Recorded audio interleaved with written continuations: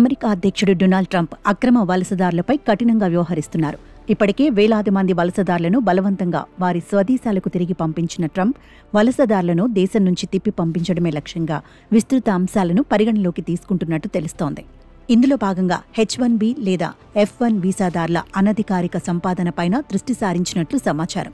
ఈ మేరకు పన్ను చెల్లింపుదారుల సమాచారాన్ని internal revenue service America immigration అధికారులకు అందజేయడం మొదలుపెట్టినట్లు అంతర్జాతీయ మీడియా కథనాలు వెల్లడించాయి. దీంతో సైడ్ ఇన్కంపై ఆధారపడే అనేక మందికి బహిష్కరణ ముప్పు ఉన్నట్లేనని నిపుణులు హెచ్చరిస్తున్నారు.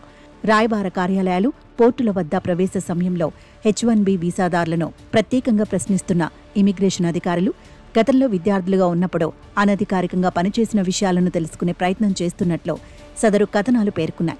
కొన్నిసార్లు ట్రాఫిక్ ఉల్లంఘనలకు పాల్పడినప్పుడు బ్యాక్గ్రౌండ్ మొత్తాన్ని పరిశీలిస్తున్న అధికారులు ఏళ్ల క్రితం అనధికారికంగా చేసిన పార్ట్ టైం ఉద్యోగాల సమాచారాన్ని రాబట్టే ప్రయత్నం చేస్తున్నట్లు తెలుస్తోంది.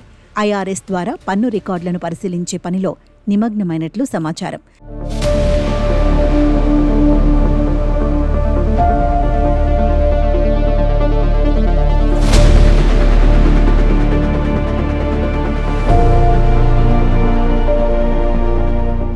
ఇక వీటికి తోడు సోషల్ మీడియా వెట్టింగ్ ద్వారా వీసాదారుల ప్రవర్తనపై ఓ అంచనాకు వస్తున్నారు. మరోవైపు వలసదారుల ఆర్థిక సమాచారాన్ని ఇమిగ్రేషన్ అండ్ కస్టమ్స్ ఎన్ఫోర్స్మెంట్కు ఇంటర్నల్ రెవెన్యూ సర్వీస్ విభాగం అందిస్తోందని అమెరికా మీడియా ఇటీవలి పేర్కొంది. తద్వారా పన్నులు చెల్లించినా దాఖలు చేసిన ఆదాయం కంటే అనధికారికంగా సంపాదన గురించి క్షుణ్ణంగా పరిశీలించే అవకాశం ఉందని ఇమిగ్రేషన్ నిపుణులు చెబుతున్నారు.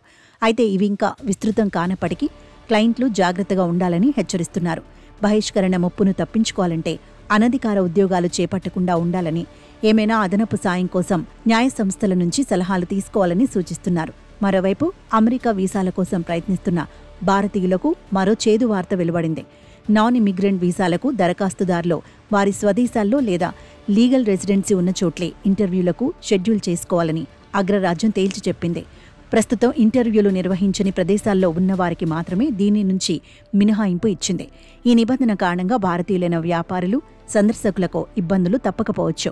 వీరు B1, B2 వీసాలను స్వల్ప వ్యవధిలో పొందడం కష్టంగా మారవచ్చని నిపుణులు చెబుతున్నారు.